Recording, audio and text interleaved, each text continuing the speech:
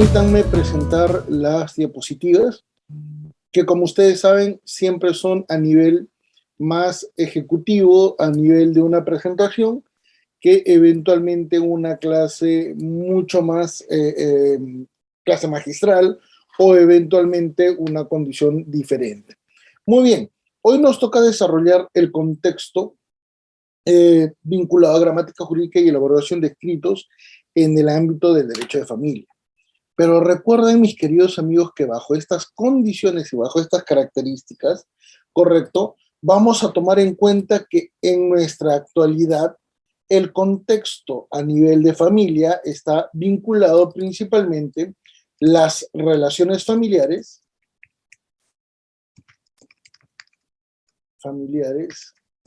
están en crisis.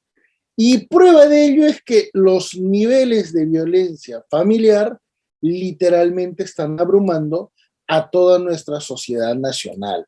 ¿Correcto? Esto no es una situación excepcional, es una situación que la vivimos todos en nuestra sociedad y por ello es que es muy importante detallar algunas referencias muy particulares en este contexto de crisis familiar. ¿Correcto? Recuerden en este sentido que hay que tomar algunas condiciones sumamente características, ¿correcto? La primera de ellas, recuerden siempre, señores, dado que esto es un curso dirigido para abogados que buscan especializarse en el ámbito del derecho de familia. Entonces, el abogado que analiza una situación debe evaluar algunos aspectos. En primer término, señores, identificar a las personas que están en un contexto de crisis, principalmente para determinar, y lo voy a poner por acá, correcto, para identificar muchas variables que vamos a tomar en cuenta, ¿correcto? Esto, señores, lo vamos a determinar en otro sentido para que ustedes puedan entender qué es lo que tiene que hacer un abogado especialista en esta materia, principalmente porque a veces la especialidad suele superar todos los contextos en los cuales podemos detallar algunas condiciones negativas, ¿correcto? Entonces, ¿qué es lo primero que tiene que evaluar un abogado? Correcto. El primero de ellos tiene que identificar a las personas que están en un contexto de crisis. ¿Por qué? Porque se tiene que determinar en primer término si es que probablemente se desarrolle un proceso judicial o si eventualmente es accesible participar en un proceso de mediación para evitar un proceso judicial. Conciliación no la recomiendo. La conciliación no sirve. La conciliación no genera ningún elemento positivo, significativo, no genera una alternativa eficiente en la evaluación de las controversias en el ámbito del derecho de familia, esencialmente porque la conciliación suele ser desnaturalizada si se genera un proceso judicial. Y como esto suele ser, ¿para qué conciliar? Es mucho mejor plantear una mediación, plantear una asesoría justamente para evitar el conflicto judicial. Y la idea es que nunca se dé un proceso judicial porque vas a lograr que tu cliente no tenga la necesidad de volverte a buscar. Pero doctor, eso limita los recursos porque un proceso judicial siempre va a generar recursos económicos para el abogado. Bueno, el abogado que piense bajo esas circunstancias no es un abogado especializado, es un abogado que suele vivir del cliente y ese no es el objetivo del caso. El buen abogado es el que lleva un caso y que no necesariamente tiene que llevar a todas las vicisitudes procesales y judiciales como llegar a casación y eventualmente no vivir del cliente para efecto de satisfacer sus intereses económicos. No, el buen abogado es el que logra evitar una controversia mucho mayor, ¿correcto? El buen abogado es el que da la asesoría porque logra solucionar el caso. Bajo estas ideas, entonces, lo primero que se tiene que evaluar, ¿qué cosa es? El contexto, ¿correcto? Y e identificar a las personas. ¿Por qué va a ser importante identificar a las personas? Recuerden, señores, la identificación de personas permitirá al abogado determinar dos grandes elementos. Primero, identificación de las partes procesales y B, identificación de las personas involucradas en el conflicto familiar. Recuerden en este sentido que, y esto lo vamos a ver después, principalmente cuando planteemos la demanda, que las personas que tienen que tener legitimidad, interés para obrar, que tienen que intervenir en un plazo, que tienen que evaluar el contexto de la cuantía, para evaluar los contextos de los fundamentos de derecho y de hecho, tienen que ser determinados en la demanda. ¿Y cómo vas a hacer esto si no logras identificar de manera preliminar cuál es el contexto en evaluación? ¿Correcto? Entonces, primero, identificas a las personas que están en una situación de crisis para saber si hay o no va a haber proceso judicial. Dos, identificar si eventualmente tienes partes procesales y tienes a las personas involucradas en el conflicto. Tres, tercer punto, ¿qué es lo que tienen que evaluar?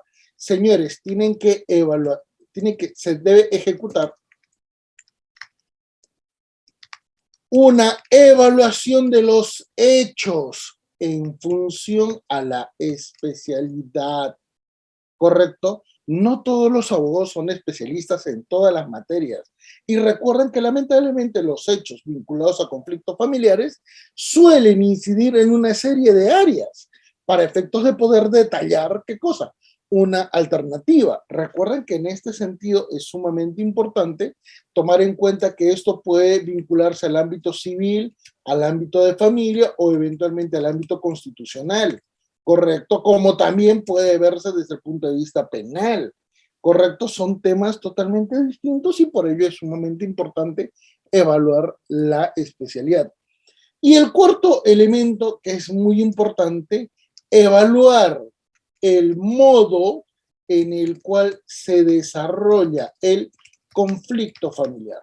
Y esto es sumamente importante porque hay tres niveles, ¿correcto? Acá hay tres niveles y esto es sumamente importante, ¿correcto? El primero de ellos, recuérdese que estamos hablando ante un contexto íntimo que el abogado no lo conoce. ¿Y saben por qué? Porque solo le pertenece a las partes involucradas en el conflicto. Por lo tanto, no se desesperen en conocer esos detalles que suelen ser desconocidos no solamente para el abogado, para todos. En segundo lugar, el contexto de la privacidad, ¿correcto? El contexto de privacidad. ¿Por qué? Porque recuerdan que estas circunstancias ya son conocidas por terceras personas y además ya existe una evaluación preliminar de lo que probablemente sean obligaciones, derechos de las partes involucradas en esta crisis, ¿correcto? Acá se evalúa las obligaciones y derechos de las partes. Y finalmente, el contexto público, principalmente cuando ya se tiene que evaluar la participación del Estado. ¿Por qué la participación del Estado? Para efectos de ejecutar una conciliación, para efectos de ejecutar una demanda, para efectos de ejecutar una denuncia, va a depender de las circunstancias, ¿correcto? Pero fíjense que normalmente el abogado está en el punto C, ¿correcto? Porque no va a haber un abogado que justamente conociendo todas las obligaciones y responsabilidades que se están evaluando, le sugiera, no, no haga nada, ¿correcto? Quédese tranquilo que hay que rezar y eventualmente esto se solucionará.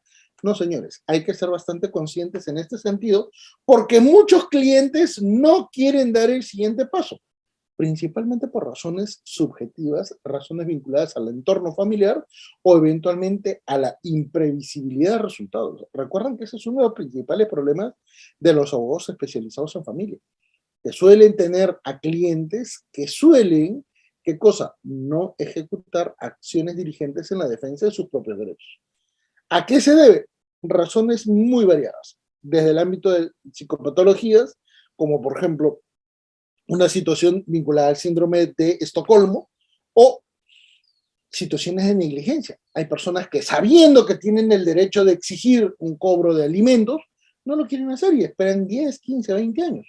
¿Correcto? Cuando ya pasó todo el ámbito de la evaluación del derecho, ya de repente el hijo que debía tener alimentos ya es adulto.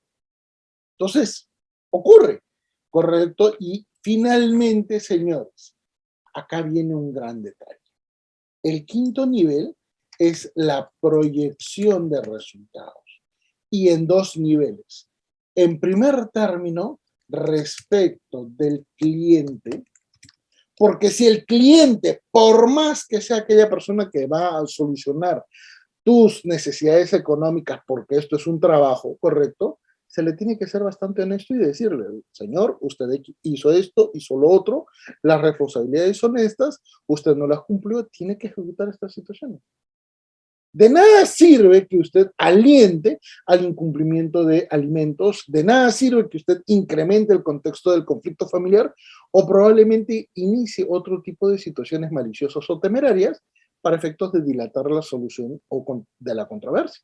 Porque finalmente esto termina por ahondar el contexto judicial. Claro, ¿por qué ejecuta ese tipo de situaciones?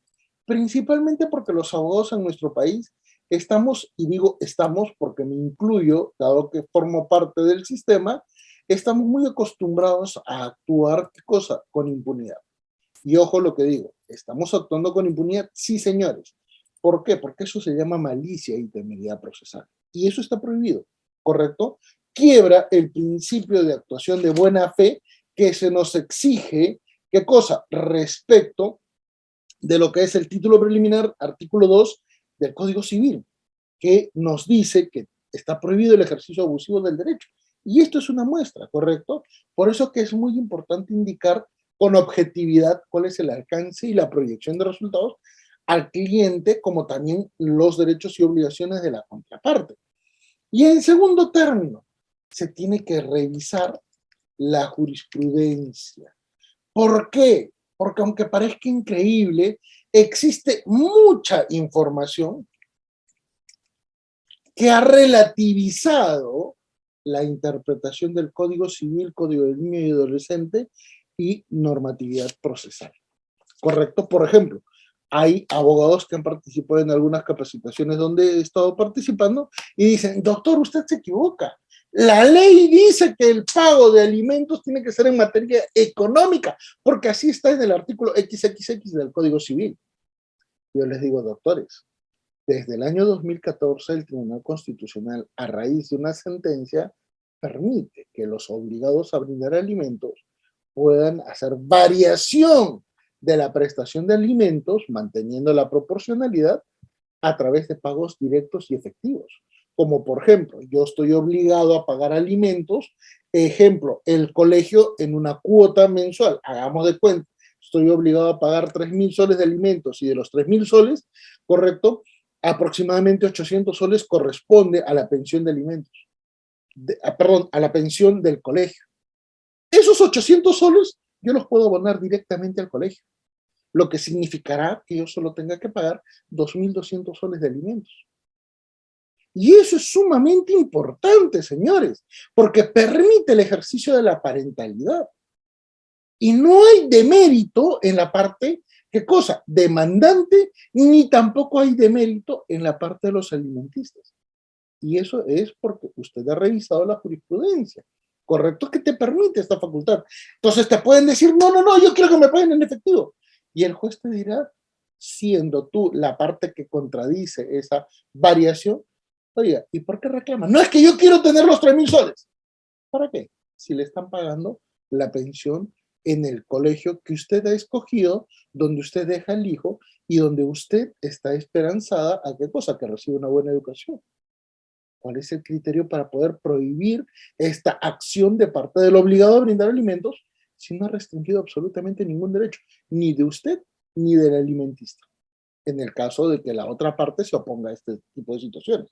Y ahí se darán cuenta entonces que es importante entender que el conflicto familiar y además el trámite del proceso judicial pueden ser materias autónomas. Y todo eso te permite entonces comprender una serie de situaciones especialmente cuando analizamos el contexto dinámico en el que normalmente se desarrolla cualquier trámite judicial en el ámbito civil. Excluimos la materia penal, excluimos la materia constitucional y nos vamos a centrar al contexto civil, ¿correcto? Proceso de conocimiento, proceso abreviado, proceso sumarísimo, proceso de ejecución, procedimientos cautelares y proceso único, que es lo que se puede evaluar en un contexto judicial en términos civiles, ¿correcto?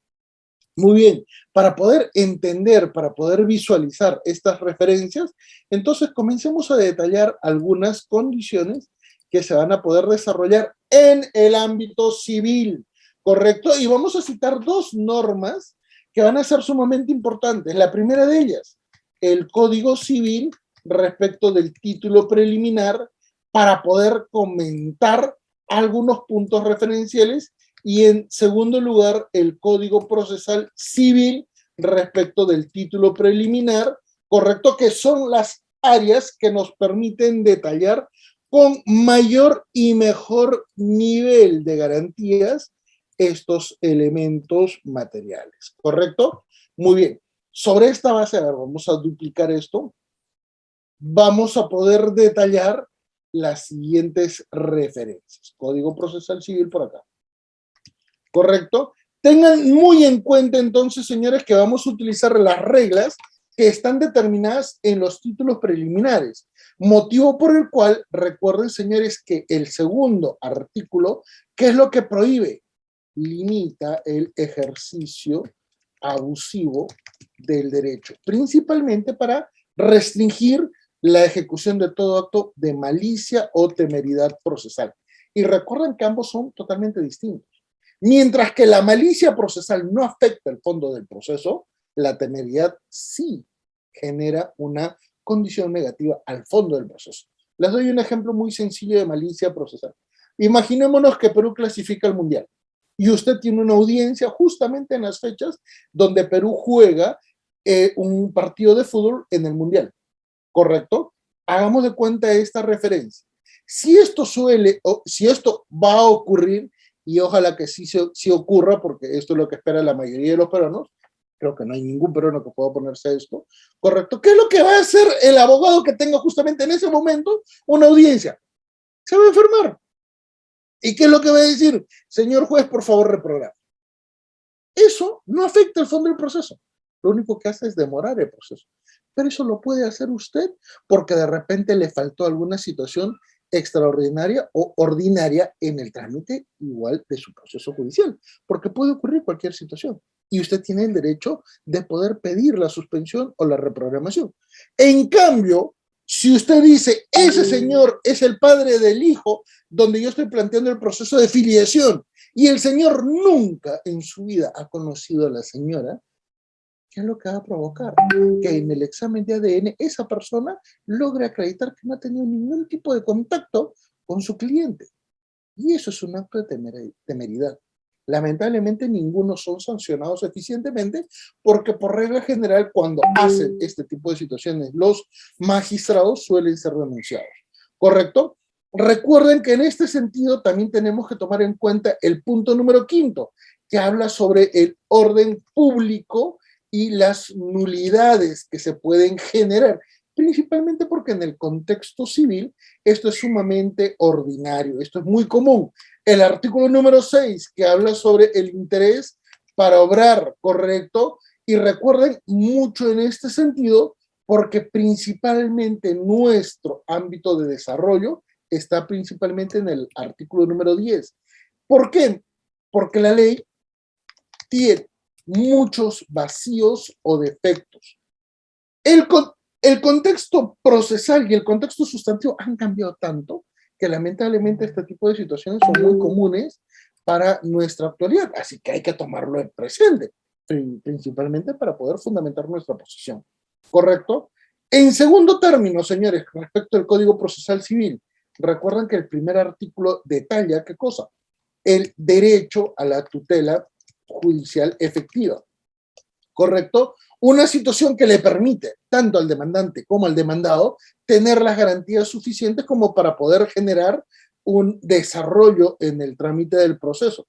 Correcto, recuerden que esto también está vinculado con el artículo número 4, que habla de la iniciativa de parte. ¿Y por qué es importante la iniciativa de parte? ¿Recuerdan cuando les expliqué que tenían que identificar a las personas que tienen la posibilidad de ser parte procesal y a las personas que forman parte del conflicto familiar? Bueno, hagan de cuenta que estamos evaluando un contexto de alimentos y donde su cliente, correcto, es la segunda esposa en el tiempo de un demandado por alimentos. Si usted no toma en cuenta las obligaciones que tiene con respecto a los hijos de la primera relación matrimonial, usted va a cometer un error. Y probablemente el juez, ¿qué cosa? No le otorgue ni siquiera algo proporcional o algo relativo a lo que usted estaba procurando acceder en términos económicos. Y ese es un error muy frecuente, ¿correcto? Porque normalmente en este tipo de situaciones se suele plantear el 40, el 50, el 60% de la pensión de alimentos, sin tomar en cuenta que existen otros hijos. Un error muy lamentable, correcto, que nos permite detallar que la iniciativa de parte en el contexto civil es sumamente referencial, correcto. Tengan en cuenta esto porque esto le va a permitir a usted, ¿qué cosa? Tomando en cuenta que la ley tiene muchos defectos, el artículo número 7, porque la parte procesal podrá solicitar al juez, ¿qué cosa? Una interpretación del derecho acorde a su situación.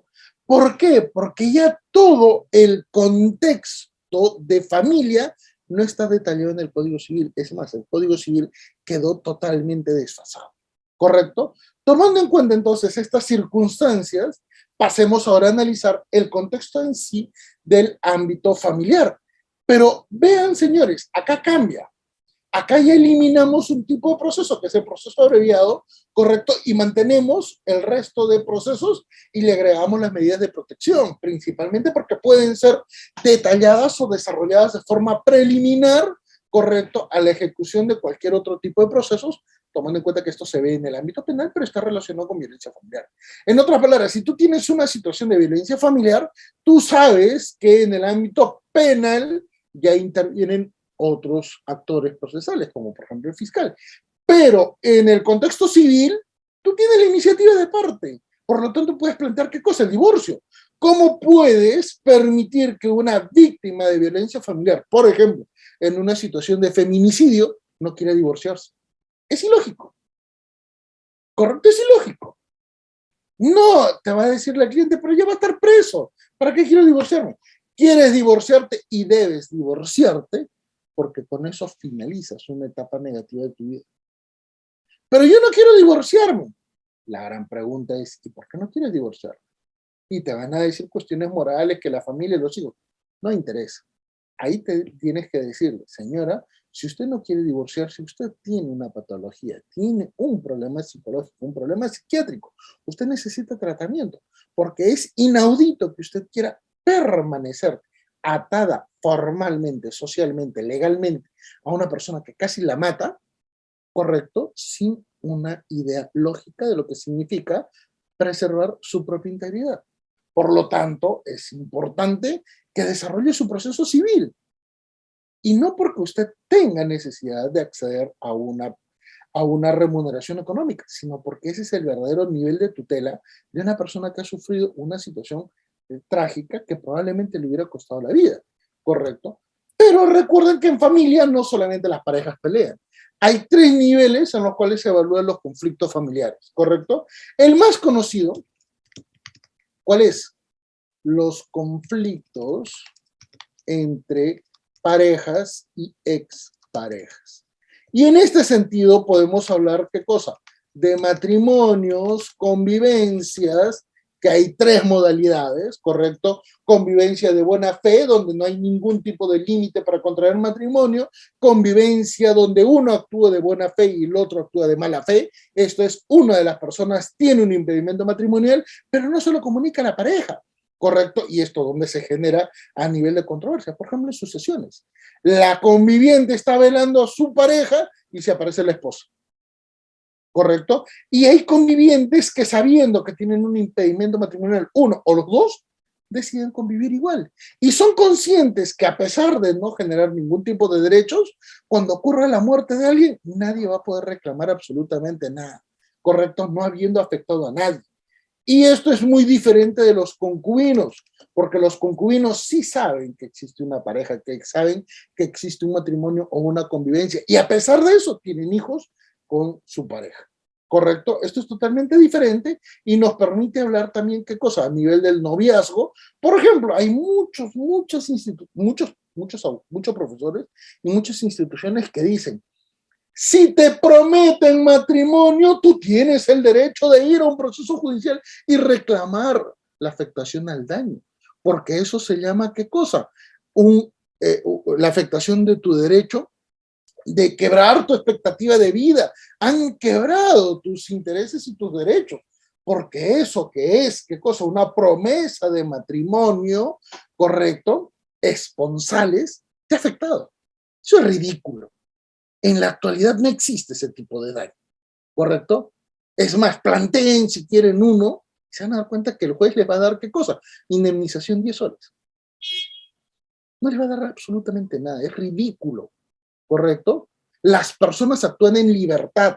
Por mucho compromiso que se hubieran podido expectar, nadie nace con la obligación de casarse, ¿correcto? Lean el artículo 1 de la Constitución.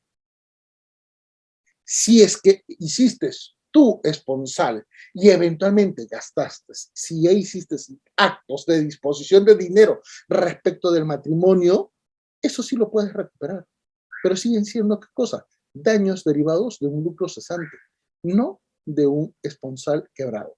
¿Correcto? Así que todos esos profesores, todas esas instituciones que dicen, tienes el derecho de cobrar una indemnización, mándenlos a rodar, porque literalmente no saben dónde están trabajando y eventualmente eso se llama, ¿qué cosa? Vender humo, ¿correcto? Noviazgo, enamoramiento y todo tipo de relación afectiva, ¿correcto? Todo tipo de relación afectiva. Oiga, doctor, pero ¿qué pasa si es que un enamoradito le pega a su enamoradita, pero nadie sabía que eran pareja?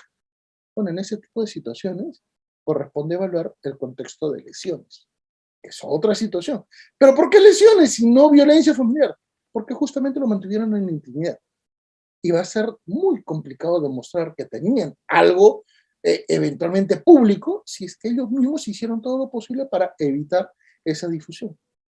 ¿Correcto? Por eso es que hay muchas jovencitas que como no quieren que su familia se entere que tienen una relación probablemente con una persona tóxica o con una persona indeseable, ocultan todo. Y por eso es que son víctimas de violencia sexual, que son víctimas de violencia física, psicológica, ¿correcto? Son victimadas en términos, ¿qué cosa? De chantaje inclusive sexual, con la exhibición de videos, porque son conscientes que como ocultaron esa relación, nadie las va a proteger después.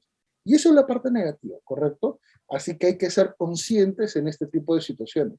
Pero hay otras dos formas de violencia familiar que suelen ser no tratadas en el ámbito procesal y principalmente en el ámbito de conflictos judicializados.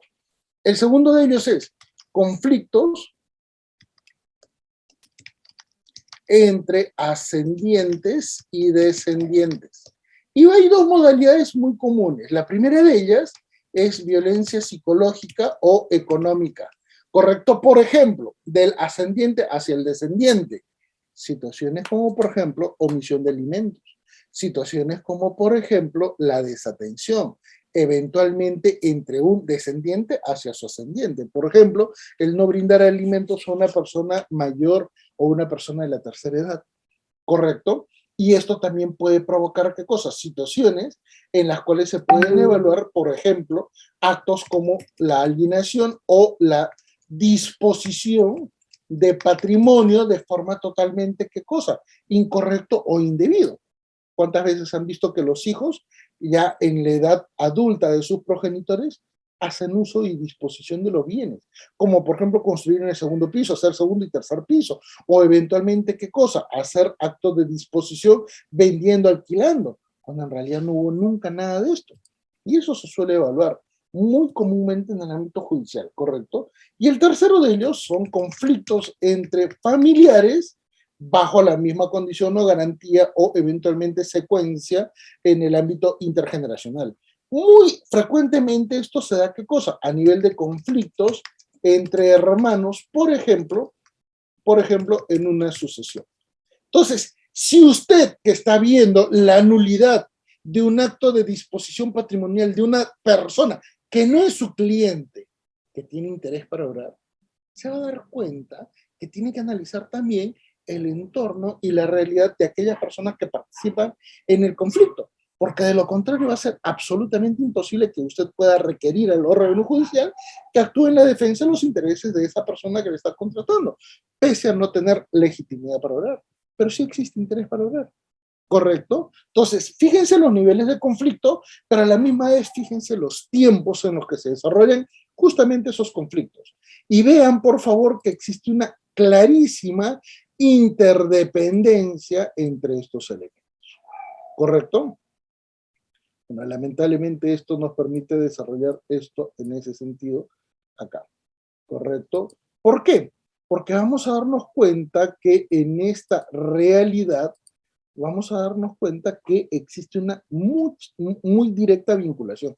Pero recuerden, lo que normalmente nosotros vemos siempre va a ser el cuarto nivel, ¿correcto? La cuarta etapa siempre va a ser el conflicto familiar judicializado. Ya sea en el ámbito civil, ya sea en el ámbito familiar, ya sea en el ámbito de violencia familiar, ya sea en el ámbito penal, ¿correcto? Ese es el más común, ¿correcto? Y por eso lo vamos a identificar de otra manera, ¿correcto? ¿Por qué? Porque es el más común. Y es donde normalmente el abogado se desarrolla, ¿correcto? Donde eventualmente también se desarrolla.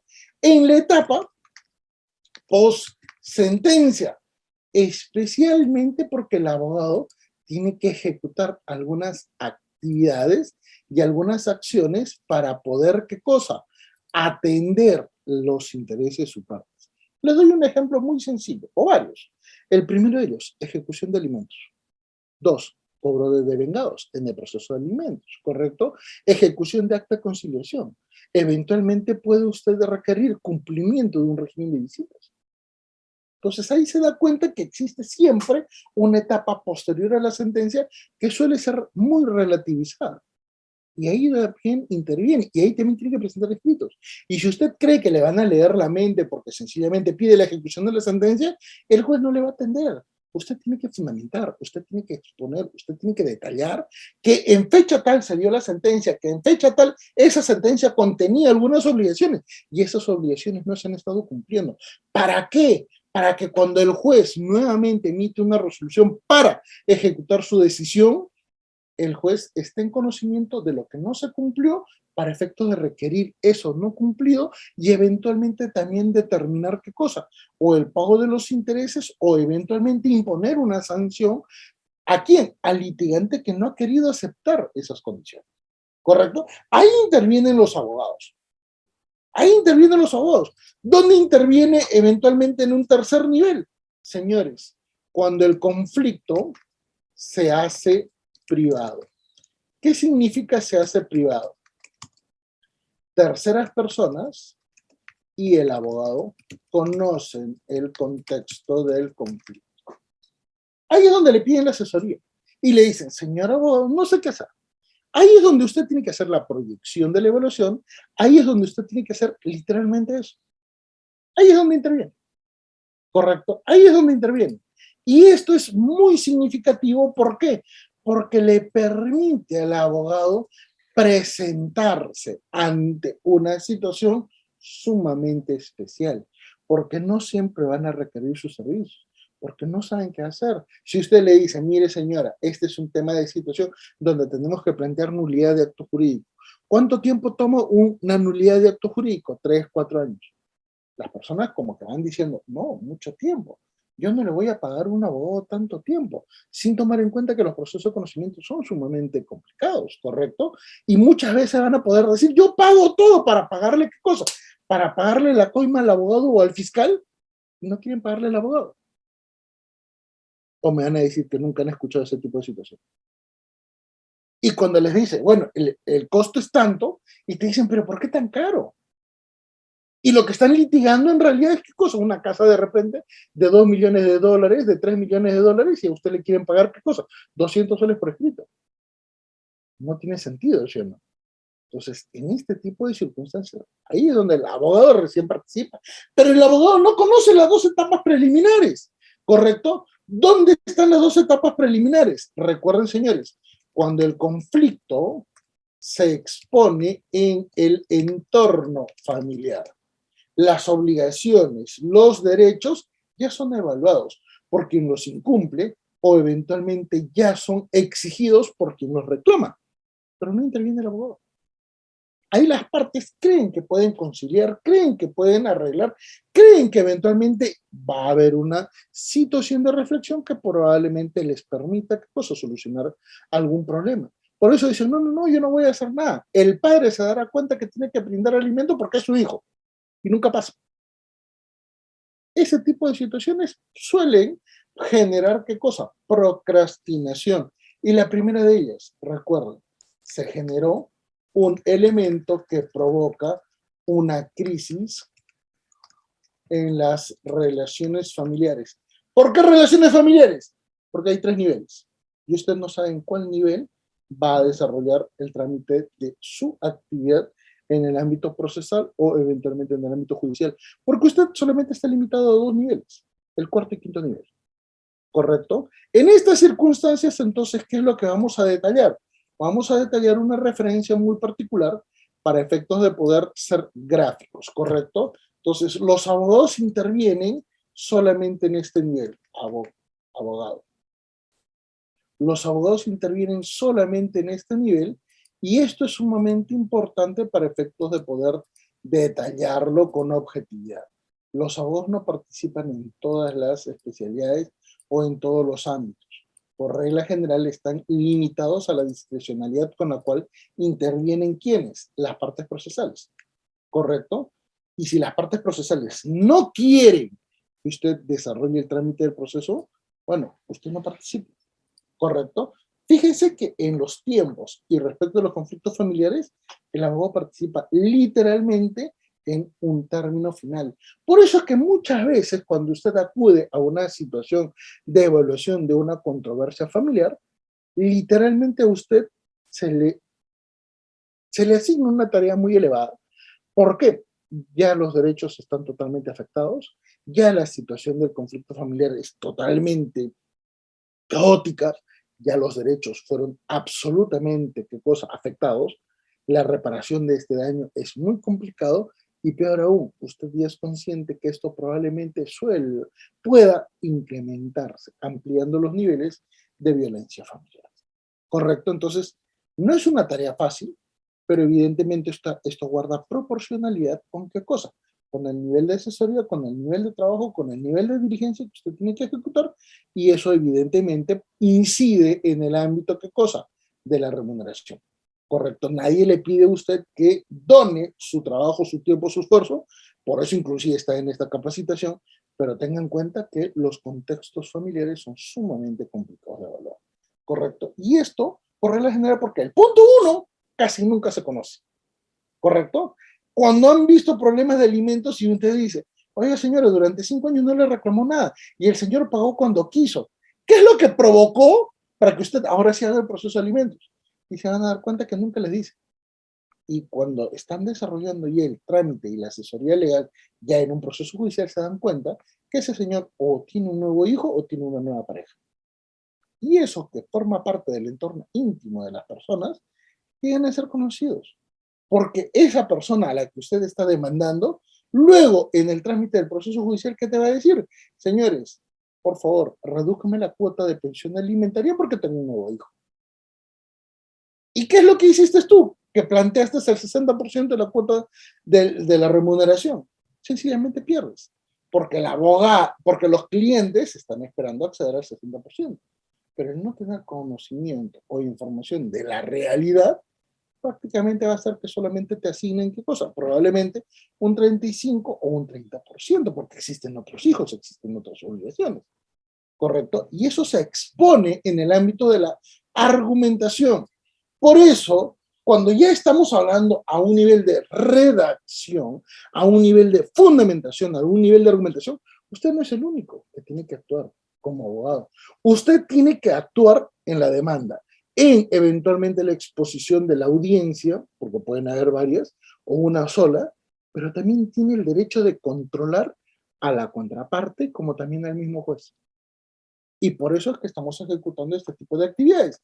¿Por qué? Porque cuando usted plantea la demanda, evidentemente tiene que cumplir una serie de requisitos. Interés para obrar, legitimidad para obrar, plazo, cuantía, tema de derecho, eventualmente alguna condición determinada por ley. ¿Correcto? Pero fíjese, esto permite detallar cuando va a hacer la demanda. ¿Correcto? Vamos a copiarla en este sentido.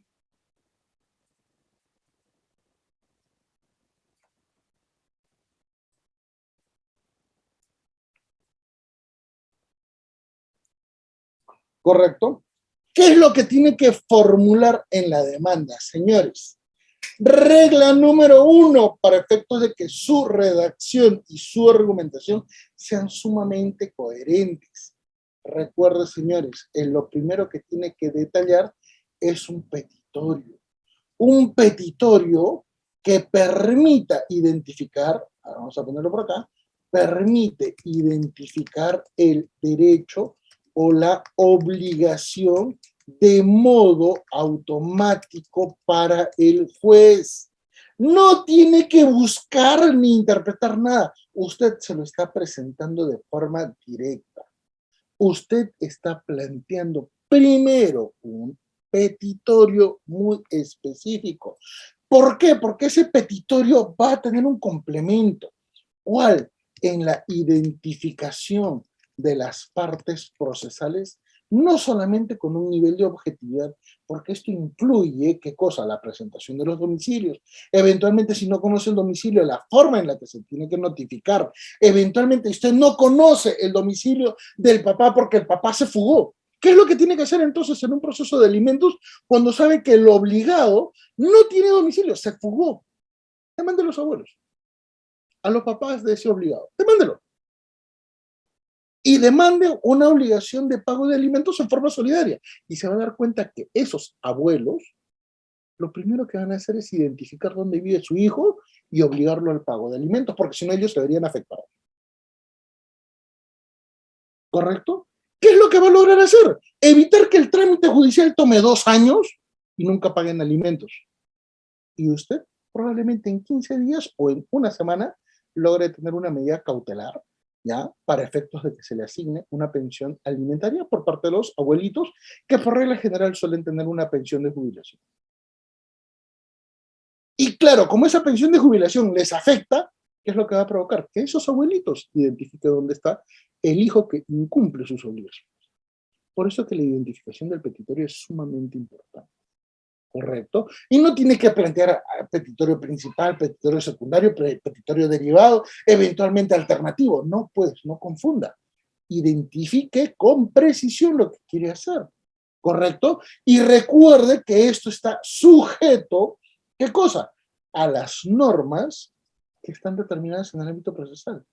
Por lo tanto, la relación de los fundamentos de hecho deben guardar proporción con los fundamentos de derecho. Porque si usted a un juez de paz le pide también ver el tema de tenencia, ese juez te va a decir, esto no puedo, yo no tengo esta competencia, y te va a demorar el trámite del proceso. Eventualmente, en ese juez de paz, correcto, en la vía de la conciliación, tú le puedes decir, señor juez, ya que estamos acá y estamos tratando de encontrar una solución, podemos ver también el tema de la tenencia. Y el juez, en uso de sus atribuciones, tomando en cuenta que las partes pueden conciliar y quieren conciliar, eso se llama mediación, pueden determinar la tenencia. Cosa que soluciona estos 2 procesos en uno solo. Eso es lo que es un buen abogado. ¿Correcto? Evitar tener un cliente que prácticamente se vuelve una persona dependiente. Y recuerden, los clientes, por regla general, suelen huir de los abogados que buscan cobrar por todo.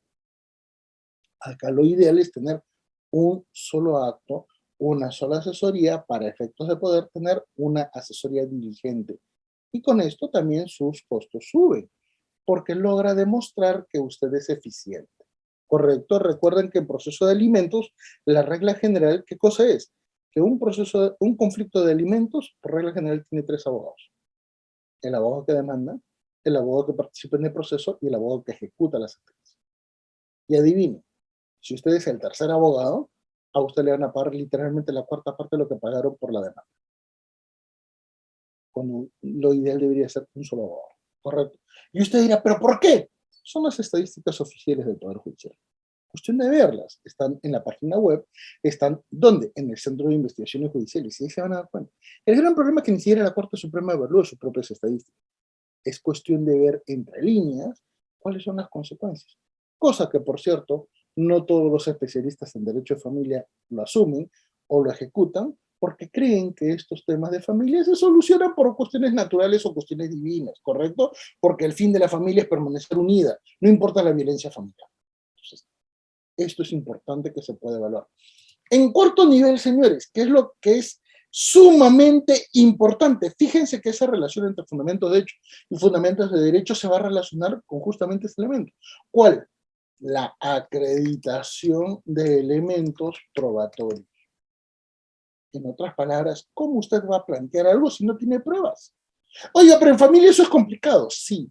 ¿Eso qué significa entonces? En quinto nivel, las partes procesales pueden pedir o requerir que el juez ejecute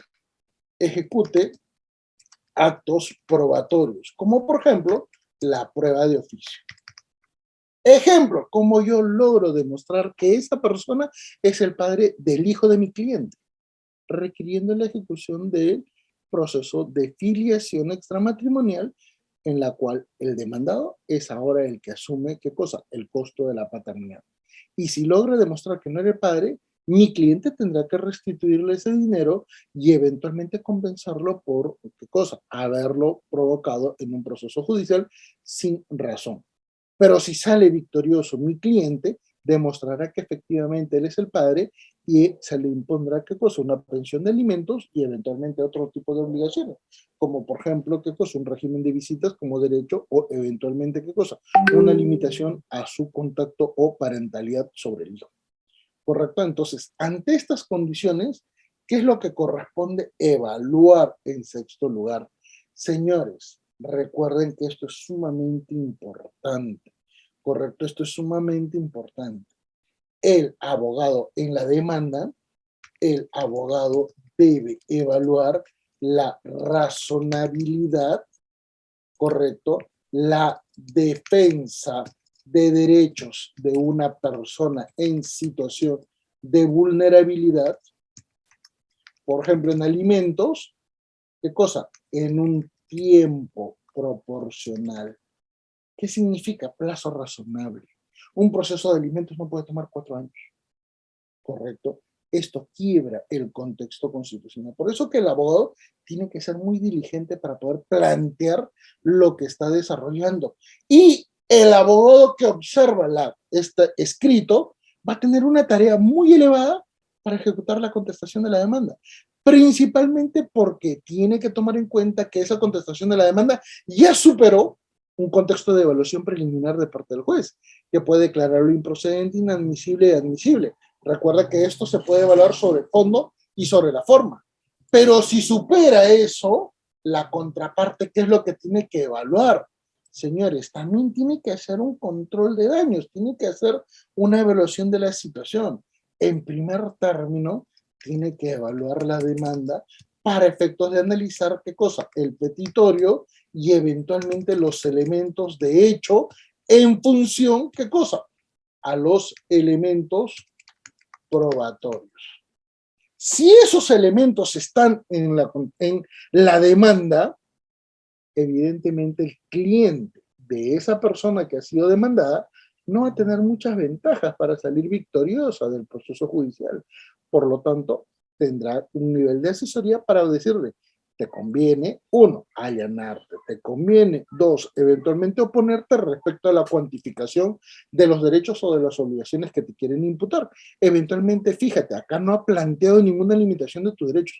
Aceptemos esto, pero tú indicando que también quieres el acceso a algunos derechos, como por ejemplo un régimen de visitas.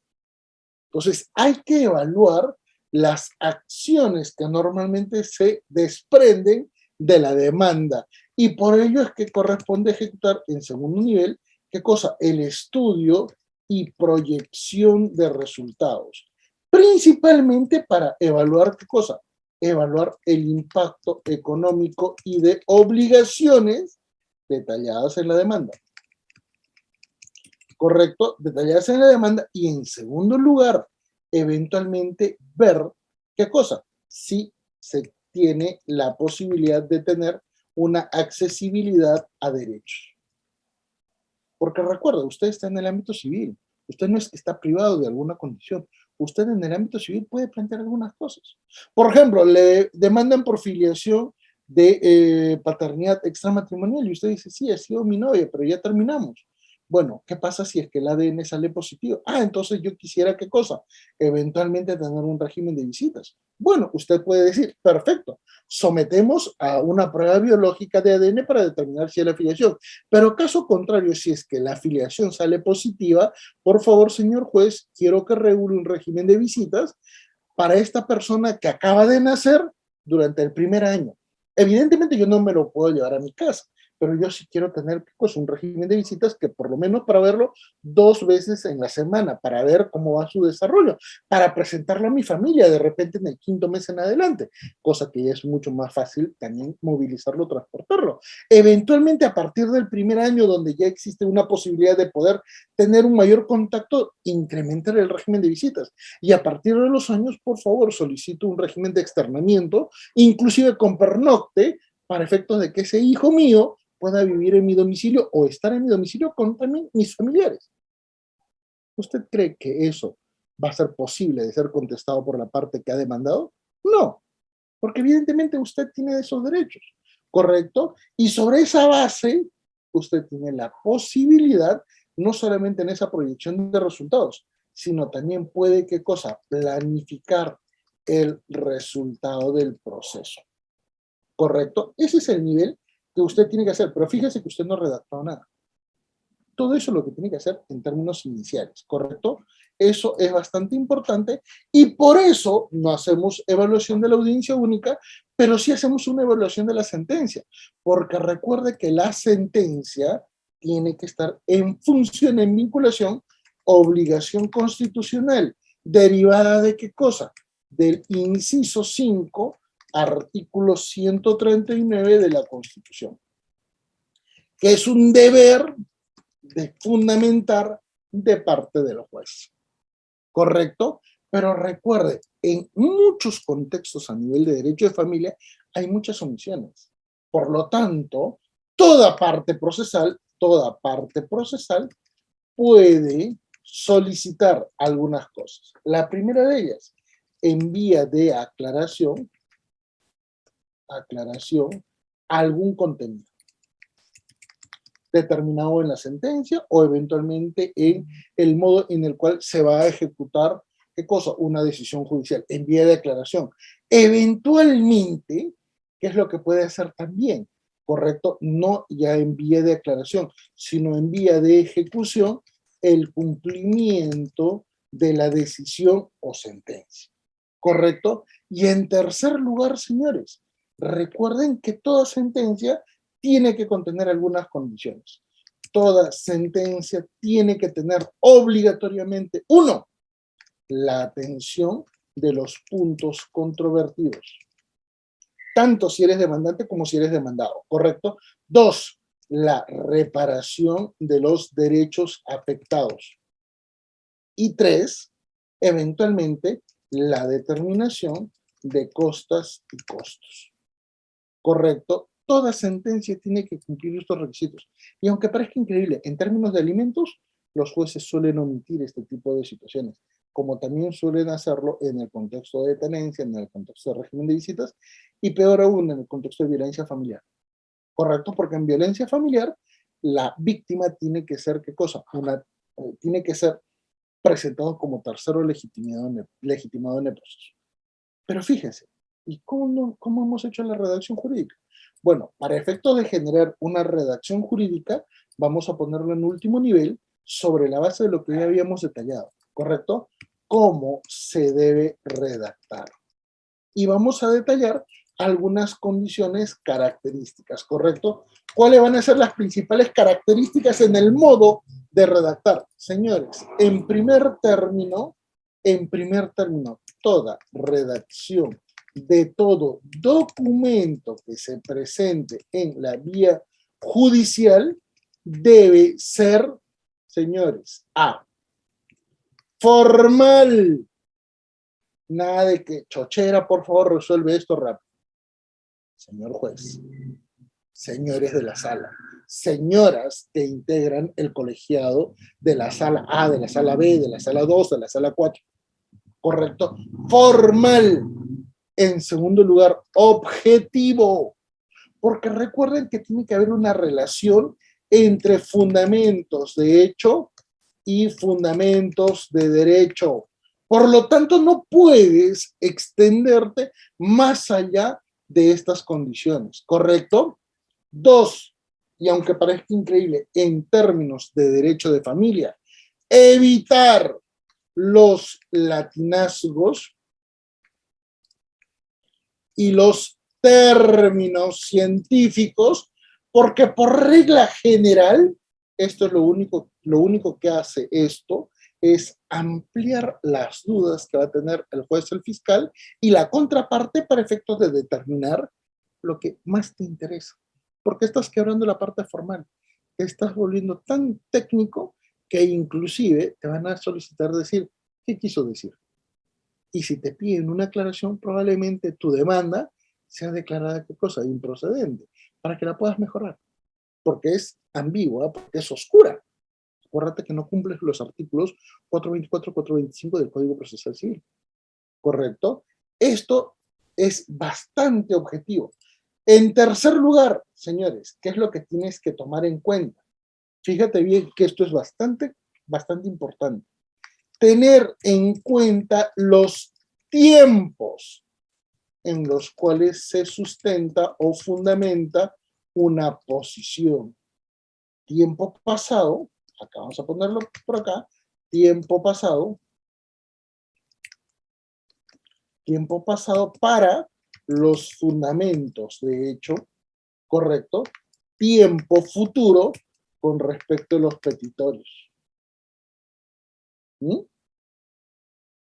Eso tiene que estar detallado, porque si el juez cuando da su resolución, su sentencia, no especifica lo que tú le has pedido, tú puedes decirle, señor, en vía de declaración, recuerda que mis petitorios que ya fueron evaluados en el ámbito del saneamiento procesal, no están de acuerdo a lo que usted ha determinado. Y eso evidentemente provocará que ese juez tenga que rectificar su posición a su favor, ¿correcto? ¿Qué es lo que además tiene que tomar en cuenta? Recuerden, señores, este nivel de redacción busca proteger un derecho, ¿esto qué significa? Está en una norma claramente detallada o un interés. ¿Qué significa un interés? Una expectativa objetiva derivada de la interpretación progresiva de una norma, de una ley, ¿correcto? Por ejemplo, ¿cómo creen que se fundamentó la defensa de la familia ensamblada si no existía en el Código Civil ni en la Constitución? Se reinterpretó la Constitución y se le dijo, sobre la base del artículo primero, sobre la base de la interpretación en complemento con el artículo cuarto, las personas que se han divorciado tienen el derecho a formar una nueva relación familiar. Y esa nueva relación familiar cumple los objetivos y contenidos de una familia y esta tiene que ser protegida. Por eso que el Tribunal Constitucional dijo, efectivamente, esa es una interpretación constitucional y merece un nivel de tutela. Y ahí se dan cuenta que los 8 años que se litigó en el ámbito del Poder Judicial, en el caso Reinaldo Scholz, expediente 09332-2006, proceso de amparo, evidentemente fue porque los jueces civiles no conocían de la proyección constitucional, ¿correcto? Y ahí se van a dar cuenta adicional que eventualmente la ejecución, ¿correcto? La ejecución de una sentencia o medida cautelar preliminar siempre está vinculada a lo que ha propuesto la defensa legal. Por lo tanto, el nivel de argumentación debe ser suficiente y de modo muy claro y directo. Evitar la ambigüedad. Así es como se ejecuta una redacción muy sencilla, no solamente en el ámbito del derecho civil, sino en términos generales. Pero recuerden, mis queridos amigos, una condición muy particular. Para poder ejecutar esto, se necesita tener presente el modo en el cual se desarrolla un conflicto familiar. Si usted no conoce cómo se desarrolla un conflicto familiar, lamentablemente va a poder, ¿qué cosa? No tener la suficiente información como para poder validar, ¿qué cosa? Una defensa legal idónea, y eventualmente eso va a permitir, ¿qué cosa? Que usted no tenga un nivel de eficiencia muy objetivo en el trámite del proceso judicial. ¿Correcto? Ante estas condiciones y tomando en cuenta que nos quedan unos 20 minutitos, encantado de la vida para poder atenderles con la absolución o atención de alguna consulta. De mi parte, muchísimas gracias y quedo a vuestra discreción.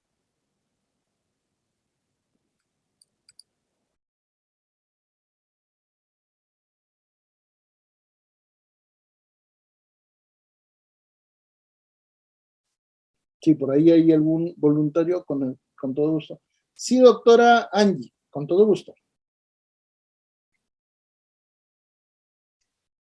Reader, ahí está, ya.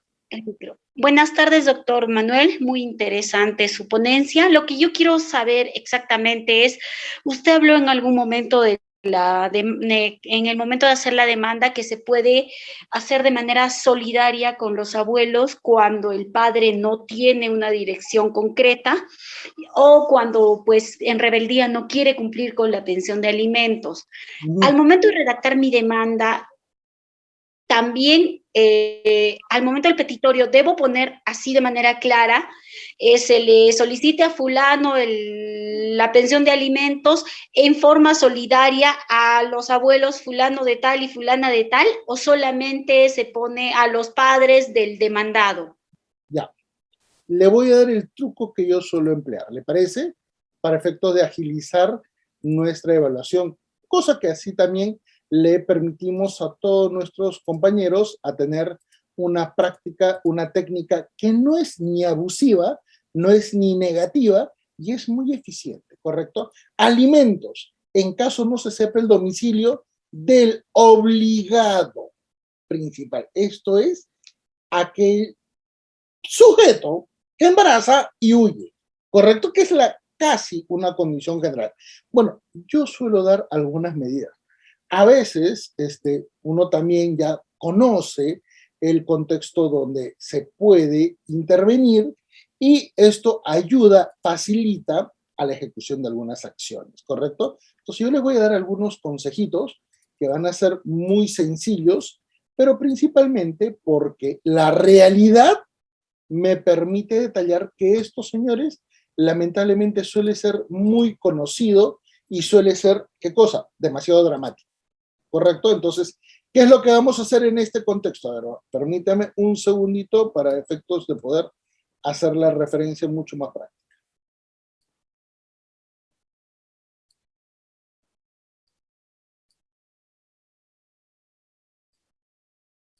Vamos a tomar en cuenta que solamente nos vamos a referir a este tipo de controversias. O sea, no estamos dando otro ejemplo, ¿correcto?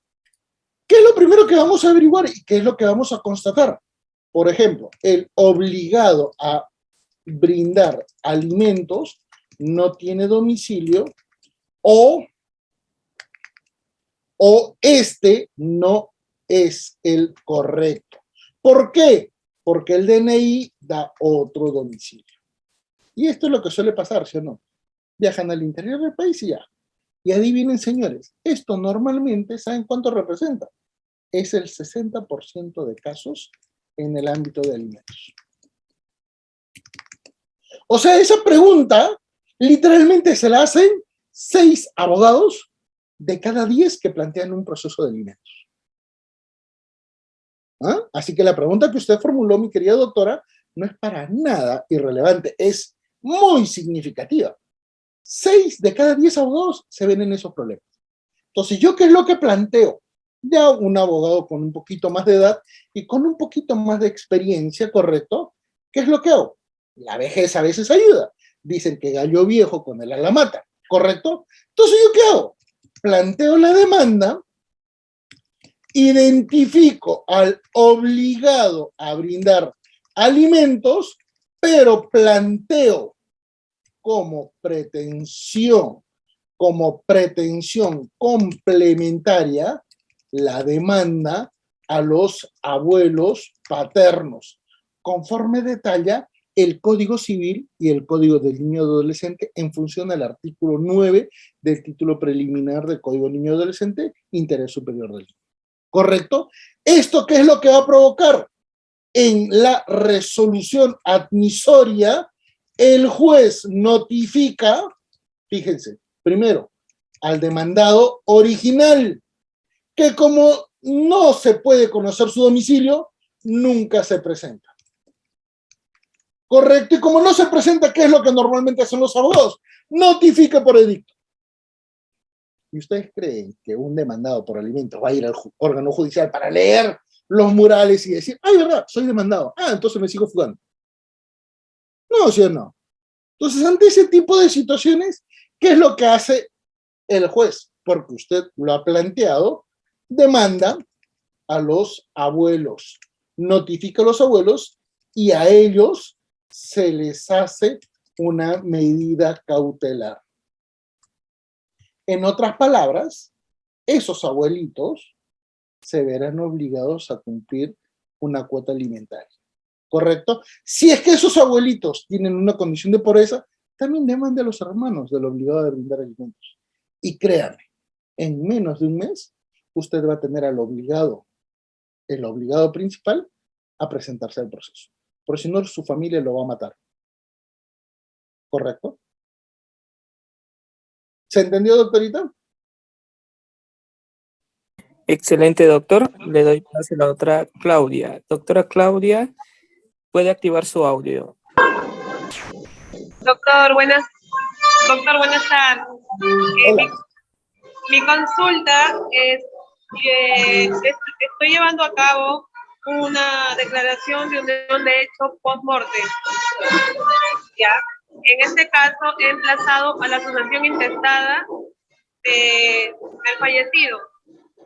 Y en lo cual ellos me han contestado que también están llevando a cabo una declaración de unión de hecho de su madre, pero con su mamá ha estado hace tiempo, mucho atrás, ¿no? Mi clienta es con la que ha terminado viviendo 10 años, los últimos años de vida. Y en esa declaración de unión de hecho que ellos están llevando a cabo, ellos no han emplazado a la asociación intestada. Ellos mismos se han emplazado a ellos solos, sin considerar las últimas 2 hijas que son de mi clienta. ¿Ya? En este caso, ellos lo que se indican en la contestación es que como ellos han iniciado el proceso en primer lugar, como que se le dé prioridad, ¿no? Pero en este caso, mi pregunta es en que yo tendría que ingresar en el proceso que ellos están llevando a cabo, por lo que no han emplazado a las hijas de mi clienta. Entonces, ¿cómo ingresaría a ese juicio? ¿Como liticonsorte? Sí, pero le voy a dar una explicación. Y está en el Código Civil y Código Procesal Civil. ¿Qué es lo que sucede en el contexto sucesorio por regla general? Recuerden que en el ámbito sucesorio existe una condición sucesor forzoso, correcto, masa sucesoria. Pero tomando en cuenta que en nuestra realidad pueden ocurrir muchas situaciones a nivel de controversias familiares, a veces hay, ¿qué cosa? Una persona que es causante y que tiene un matrimonio. Pero ese matrimonio a veces finaliza, correcto, y hay hijos. Una vez que ha finalizado ese matrimonio, de repente esa persona convive con otra persona y se separa de esa convivencia y luego vuelve a convivir con otra persona, correcto, y a veces ocurren una serie de contraposiciones a nivel de varias relaciones familiares. ¿Qué es lo que ocurre cuando entonces esta persona muere? Se forma la figura del causante. A partir de esa condición, se tiene que identificar quiénes, a los sucesores forzosos, si es que no hay un testamento, ¿correcto? Si ese testamento excluye a alguien, ese testamento tiene que ser nulo, ¿correcto? Para eso se hace un proceso específico en ese ámbito. Pero como regla general, en el 99% de situaciones no hay testamento porque a nadie le gusta prevenir lo que va a ocurrir después de su muerte porque a nadie le interesa morir, ¿correcto? ¿Qué es lo que ocurre? Sucesión intestada. Pero recuerden que una de las reglas básicas que detalla el libro de sucesiones, ¿qué cosa es? Que usted puede solicitar el trámite de un régimen sucesorio, esto es, la declaración intestada, sin la necesidad de concurrir con todos los herederos forzosos. Y eso es lo que ha pasado. Por eso es que por regla general, cuando hay un primer grupo familiar, este grupo familiar excluye a los demás, pero eso no significa que solo para ellos existen derechos, porque para eso ese juez, inclusive a nivel notarial, tienen que difundir para efectos de que se pueda determinar quiénes son los que tienen legítimo interés y también interés para participar en la liquidación de la masa sucesoria que corresponde a otro trámite formal. Eso es lo que ha ocurrido. No significa que te hayan excluido, significa que no te han nombrado, ¿correcto?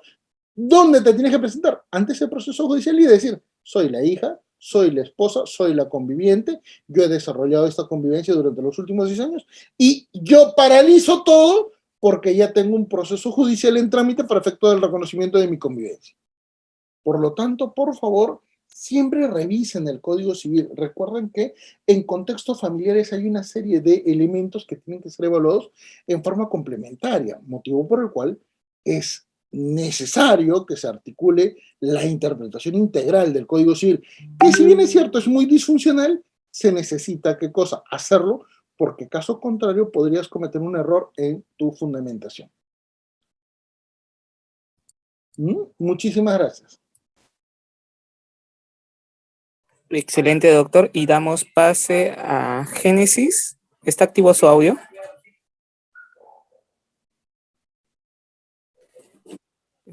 Sí, doctora Génesis, ¿está activo su audio? ¿Usted puede activar lo mismo? Si no, damos pase a Shady. ¿Está activo su audio? ¿Puede activarlo usted mismo, por favor? Nuevamente doy pase a Shady y a Génesis. Si no pudieran las dos, entonces bajo la mano. Listo. Doctora Shady, ¿está activo su audio? Doctor, muy buenas tardes. Bueno, me parece muy interesante la ponencia, ¿no? Agradecerle por ello. Doctor, una pregunta. Doctor, ¿en qué situaciones el juez en la sentencia, en este caso que se pronuncia, indica que se pague los costos y las costas, ya sea al demandante o al demandado, doctor? Porque eso está determinado en la parte del petitorio, recuerdo. Fíjese que cuando nosotros planteamos nuestro petitorio, siempre vamos a delimitar lo que queremos. Por eso que cuando ya se ejecuta una sentencia, ¿correcto? Se atienden a todos los puntos controvertidos. Y como los puntos controvertidos forman parte de lo detallado en el Código Procesal Civil, ahí se incluye la determinación del pago de costas y costos. Si es que no se ha planteado en la demanda o en la contestación de la demanda, ¿correcto? Ese juez no se pronuncia. Y eso es lo que suele pasar. Suelen pensar muchos abogados que esto es implícito y no lo plantean. Entonces, cuando no se ha planteado en la demanda, cuando yo he visto esas demandas incompletas, ¿qué es lo que planteo? solicito la exoneración del pago de costas y costos porque el demandante no lo ha requerido. Y normalmente esto el juez me declara favorable, porque no lo planteó el demandado.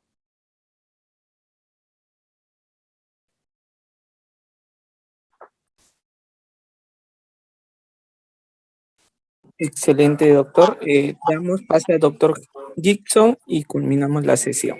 Doctor Gibson, muy buenas tardes. Te activo su audio. Sí, doctor Manuel, muchísimas gracias por la ponencia. Estoy muy atento a la presente, pero no me ha quedado muy en claro con respecto al tema de los edictos en notificación, porque la mayor parte de servidores judiciales a veces recomiendan el tema de la notificación a través de los edictos. O sea, es un clásico para ellos en esa temática y eso es lo que yo tenía de duda, ¿no? Quisiera que un poquito más a fondo, doctor, por favor. A ver, una explicación referente a eso. ¿Sabe por qué el personal jurisdiccional recomienda la notificación por edicto? Porque ellos ya no tienen que asumir ninguna obligación. ¿Mm? Esa es la razón. Sí.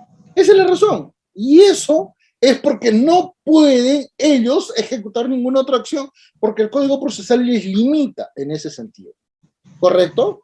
No hay notificación por el domicilio tributario. No hay la posibilidad de plantear una medida cautelar. ¿Para qué cosa? Para limitar la actuación del domicilio fiscal para efectos de que la SUNAT lo pueda ubicar y así notificarlo.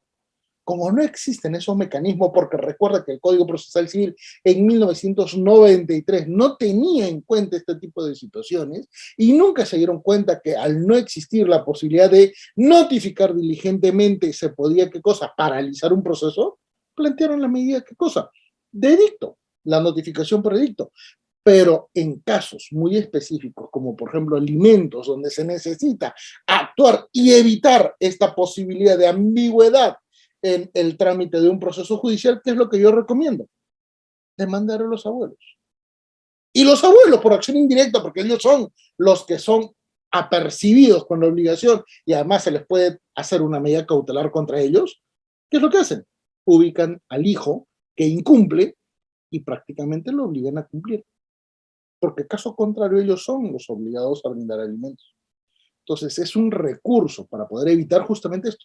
Y no es porque el juez sea malo, no es que los asistentes jurisdiccionales sean malos. No, lo que sucede es que la norma procesal te limita. Acuérdate que eso fue, ¿qué cosa? Hace literalmente casi 30 años. Estamos en otra época.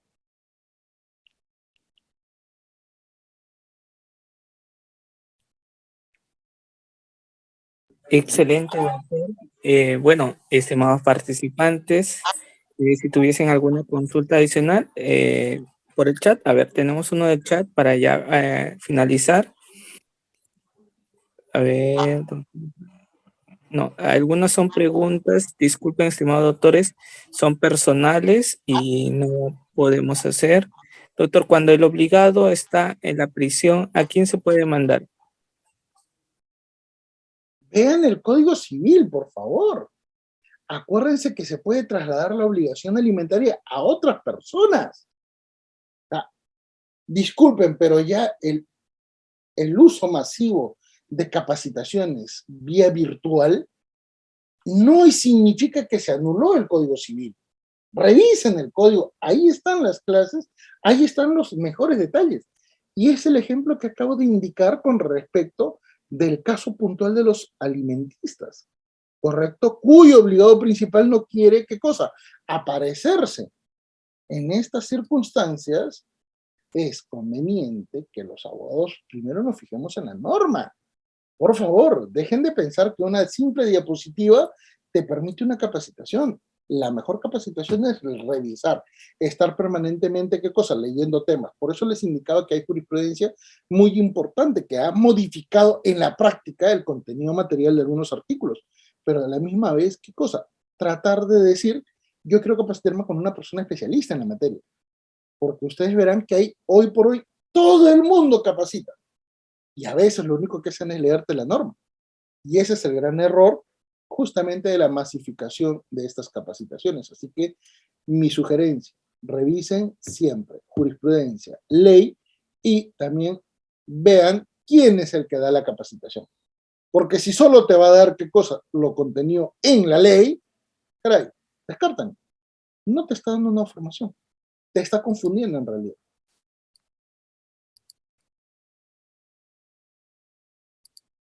Excelente, doctor. Bueno, culminamos la presente sesión. Muchísimas gracias, doctor. Una excelente ponencia. Que tenga un bonito fin de semana. Bueno, ya estamos ya el último día de la semana. Y bueno, ya estaremos con una nueva sesión la próxima semana. No te preocupes, Rider. Muchísimas gracias y te estoy pasando los materiales en PDF. ¿Sí? Excelente.